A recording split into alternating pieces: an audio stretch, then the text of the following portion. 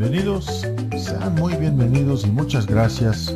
Gracias por estar con nosotros en este maravilloso día, llegándoles desde la hermosa ciudad de Guadalajara, Jalisco.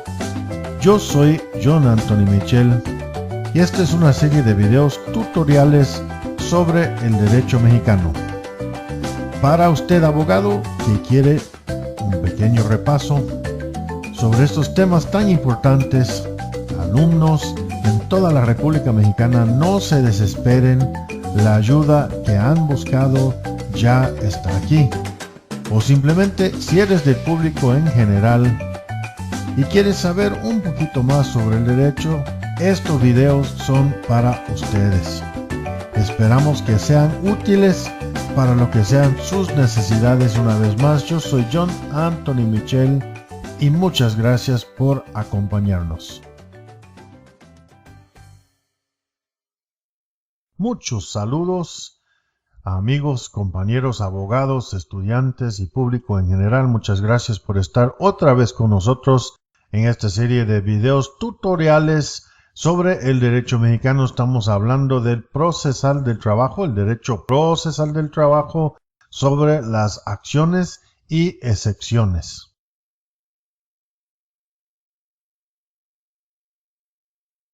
Las acciones en materia laboral, dice que entonces vamos a definir qué son las acciones en materia laboral. Dice la facultad de provocar la actividad del poder judicial y hacer valer un derecho. En otras palabras, ¿qué es una acción? Una acción es promover una acción ante la justicia, hacer actuar el poder judicial para hacer valer los derechos.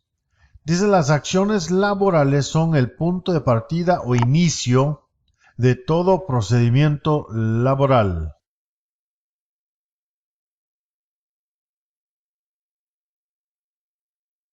Ahora bien, podemos clasificar de varias maneras los tipos de acciones laborales. Comenzando, clasificamos las acciones en atención a lo que solicita la parte actora. Lo que solicita la parte actora, dice, de condena, siendo estas las que tienen como objetivo primordial obtener un laudo favorable en el cual se obligará a la parte patronal a realizar algo. Por ejemplo, pago de horas extras, prima vacacional, etc. O también, número 2, de rescisión. Podrá ser solicitada por ambas partes que conforman la relación laboral, o sea, por el patrón o por el trabajador. Es decir, tanto trabajador como patrón podrán hacer uso de esa siempre y cuando esté debidamente justificado por los alcances del artículo 47 o 51 de la Ley Federal del Trabajo.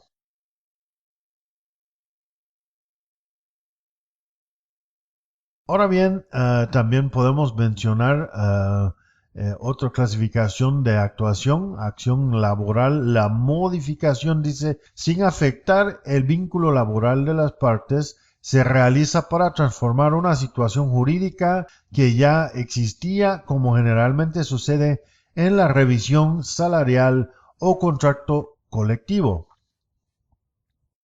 Declarativas. Tiene como objeto primordial que la Junta Laboral declare un laudo respecto a la existencia de una determinada y específica situación en torno a la relación laboral. Comúnmente se da cuando un beneficiario del trabajador quiere que se reconozca su carácter para así solicitar la indemnización por muerte y cualquier otra prestación. Y finalmente, número 5, podemos mencionar las cautelarias. Tiene como fin lograr una medida de seguridad y certeza para la actora en el proceso que se ventila en la Junta de Conciliación y Arbitraje. Puede ser, por ejemplo, como el embargo precautorio.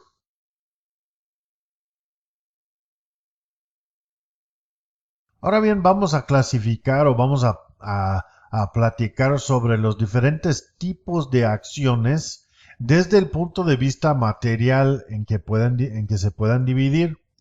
Pueden ser una acción individual, en otras palabras, una sola persona en contra del patrón. Por ejemplo, si estamos hablando comúnmente son los trabajadores que demandan, entonces cuando mencionamos la parte actor, pues casi estamos hablando principalmente del trabajador. Entonces puede ser una acción individual, o sea, un solo trabajador en contra de su patrón.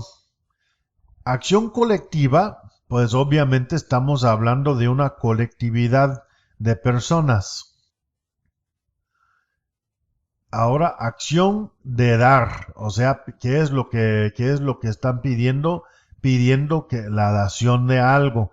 Dice, imponen al sujeto demandado la obligación de entregar una cosa u objeto a la actora.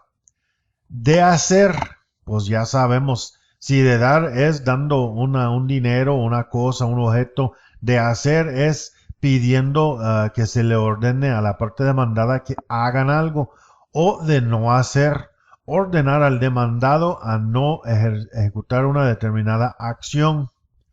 Contradictorias, dice, con el ejercicio de una de ellas se invalida la otra, es decir, se excluyen mutuamente. Y reconvencionales constituyen una contrademanda, tal como se prevé en el artículo 878, fracción séptima de la Ley Federal del Trabajo.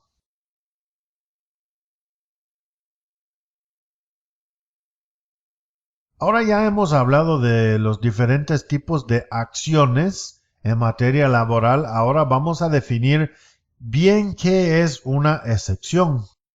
Dice, una excepción es una oposición que tiende a destruir la procedencia de la acción y la defensa va dirigido directamente a los hechos. En otras palabras, acción es la parte actora demandando a la otra parte, la demandada.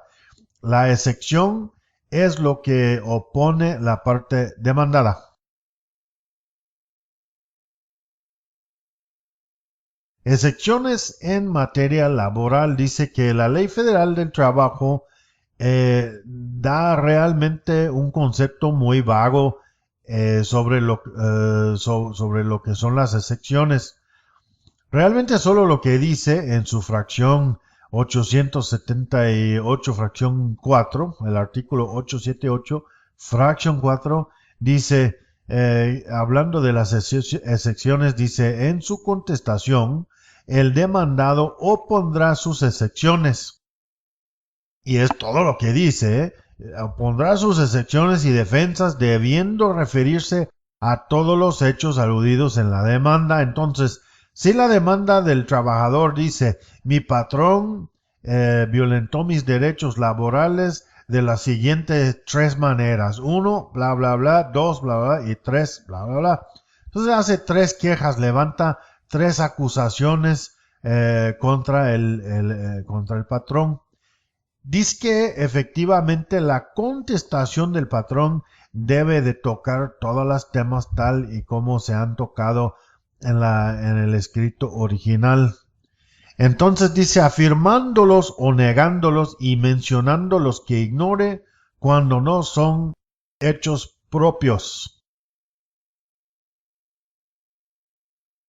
Hablando de las excepciones, podemos mencionar 2 categorías o 2 tipos de excepciones, las perentorias y las dilatorias. Dice, las perentorias son las que atacan al fondo del asunto. Entre las más comunes tenemos la falta de acción y derecho, cosa juzgada, de pago, ausencia de relación laboral, prescripción, oscuridad de la demanda. En otras palabras, cuando hablamos de excepciones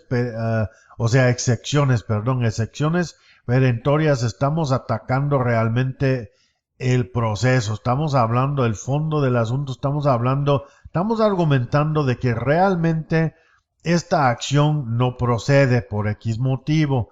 Falta de acción y derecho, pues efectivamente nos referimos a que la cosa no es, el derecho que estás reclamando efectivamente no existe, o no existe de tal manera como lo estás reclamando. Cosa juzgada es en términos legales cuando tú estás reclamando algo que ya fue sujeto a demanda anterior.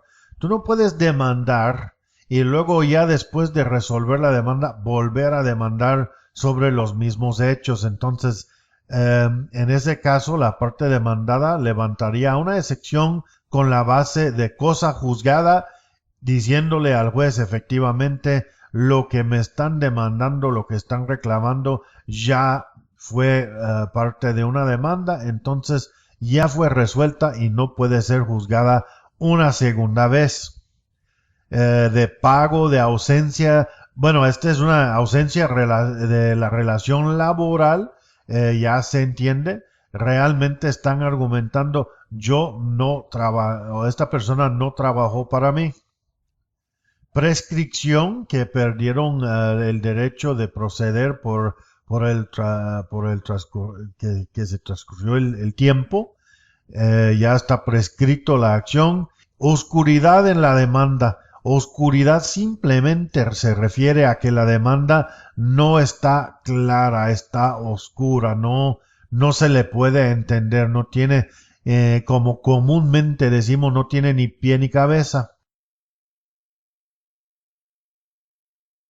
Ahora bien, hablando de las excepciones dilatorias, esas sí son excepciones pues tienen el fin de detener, retardar, dilatar el procedimiento, son argumentos de nulidad, de competencia, falta de personalidad jurídica del demandante, acumulación y excusas contenidas en los artículos 707 al 711 de la Ley Federal del Trabajo.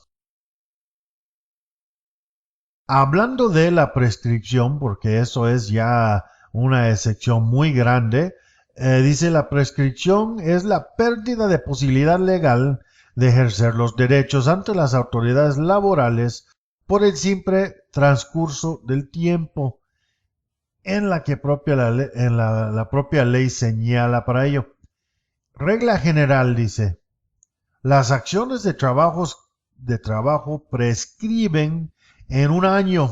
Esta es la regla general, en un año contado a partir del día siguiente a la fecha en que la obligación sea exigible.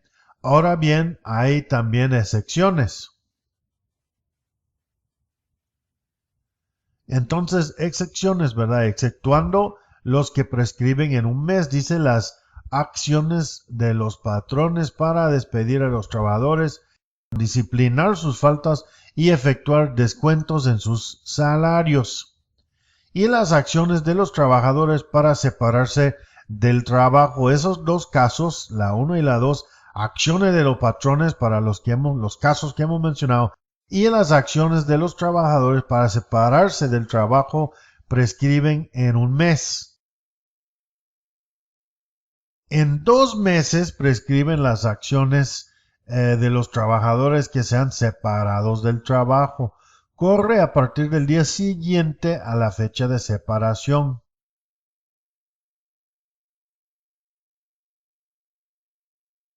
Y ahora bien, finalmente prescriben en 2 años las acciones para reclamar pago de indemnizaciones por riesgo de trabajo, cuando un trabajador herido, en otras palabras, en casos de muerte, en la ejecución de los laudos, y dice que la prescripción corre respectivamente desde el momento en que se determine el grado de incapacidad, en el primer caso, desde la fecha de muerte, en el segundo caso, y en el día siguiente al que hubiese quedado notificado el laudo de la Junta o aprobado el convenio en el tercer caso. Ahora bien, vamos a mencionar la reinstalación. Cuando el laudo imponga la obligación de reinstalar, el patrón podrá solicitar de la Junta que fije el trabajador un término no mayor de 30 días para que regrese al trabajo, y si no lo hace, el patrón puede dar por terminada la relación laboral.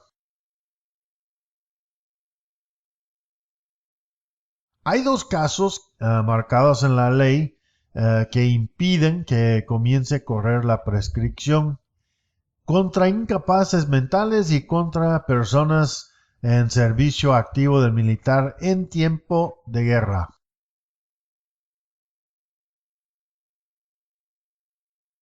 Y hay también un par de motivos o par de situaciones en que la prescripción se interrumpe. Dice, por la sola presentación de la demanda, aun cuando demandaron en la conciliación incorrecta, independiente también de la notificación, la presentación de la demanda para o interrumpe la prescripción. Caso número 2 dice, si la persona a cuyo favor corre la prescripción reconoce el derecho de aquella contra quien prescribe, de palabra, por escrito o por hechos indudables. Ahora bien, vamos a hablar de capacidad jurídica, capacidad para ser parte de la demanda. Son partes en el proceso del trabajo las personas físicas o morales, y damos tres casos aquí, tres cosas que hay que cumplir. Personas físicas o morales que primero acrediten su interés jurídico, segundo ejerciten acciones u opongan excepciones. Ahora bien, vamos a mencionar tocar un punto muy importante: los trabajadores menores de edad. Dice que los trabajadores menores de edad, a pesar de ser menores de edad, en materia laboral sí tienen capacidad para comparecer a juicio sin necesidad de autorización alguna. Ese es punto número 1. Pero punto número 2, trabajadores menores de 16 años van a tener la ayuda, un representante designado por la Procuraduría de la Defensa del Trabajo. En otras palabras, menores de 16 años tienen derecho a una ayudita de parte de la Procuraduría de la Defensa del Trabajo, pero sí tienen derecho a comparecer sin ningún tipo de autorización o permiso. Tienen derecho a ir a hacer valer sus derechos laborales.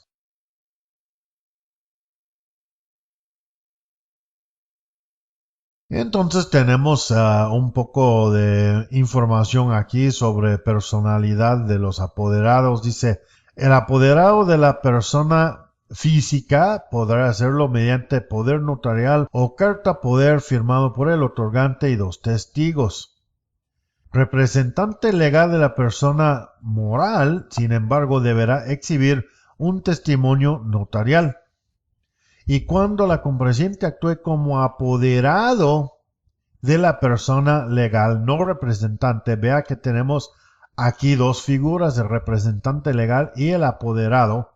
Cuando está actuando como el apoderado de la persona moral, podrá acreditar su personalidad mediante testimonio notarial o carta poder otorgada entre 2 testigos previa comprobación de que quien le otorga el poder está legalmente autorizado. Y finalmente, los representantes de los sindicatos acreditan su personalidad con certificación que se extiende la Secretaría de Trabajo.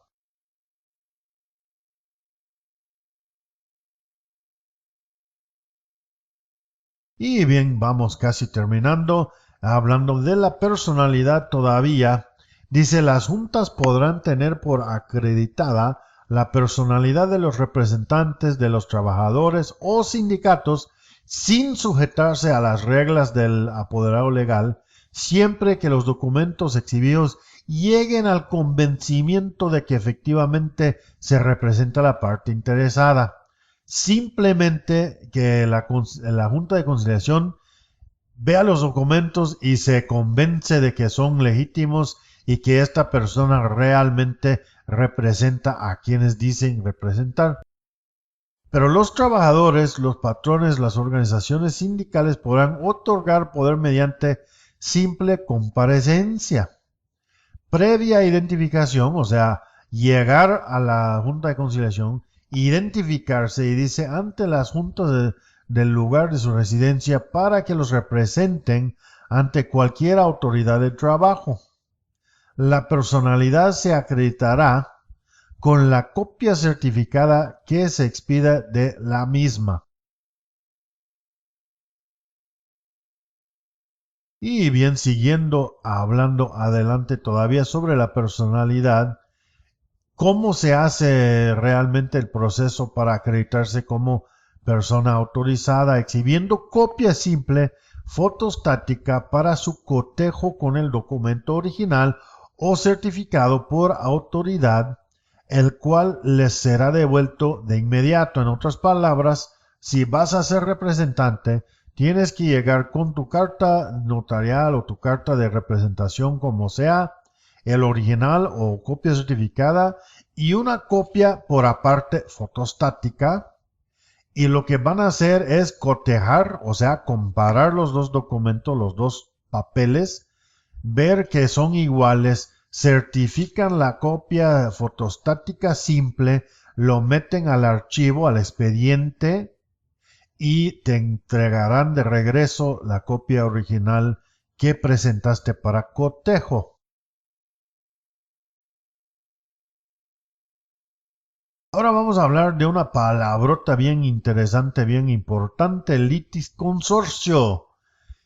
Si tú andas hablando en público de litisconsorcio, van a decir qué abogado más interesante, qué persona más experta en la materia está usando esas palabras bien importantes. Existe litisconsorcio cuando dos o más personas ejercitan la misma acción u opongan la misma excepción. En otras palabras, cuando hay una de dos situaciones o dos trabajadores demandando en la misma, actuando en la misma demanda, o bien dos patrones defendiéndose en la misma demanda. Se llama litisconsorcio. Y ahora, hablando de litisconsorcio, dice, si se trata de partes actoras, el nombramiento de representante común deberá hacerse en el escrito de la demanda o en la audiencia de conciliación. En otras palabras, si estás hablando de un representante común entre dos o más partes actoras, se puede hacer en el escrito inicial o bien en la audiencia inicial. Si se trata de las demandadas, el nombramiento se hará en escrito de contestación o en la audiencia. En otras palabras, la contestación bien viene siendo el primer escrito de parte del demandado o en la audiencia inicial. Entonces, en cualquier caso, por los dos lados, su representante en común se debe de nombrar en cualquier sea su escrito inicial o en su comparecencia inicial ante la autoridad. Y dice que el representante común tendrá los derechos, obligaciones y responsabilidad inherentes a un mandatario judicial. Ahora bien, amigos, muchas gracias por estar con nosotros en este video. Esto concluye el video de hoy. Espero que haya sido de su agrado y que les haya sido útil. Yo soy tu servidor John Anthony Michel, deseándole mucha buena suerte y hasta la próxima.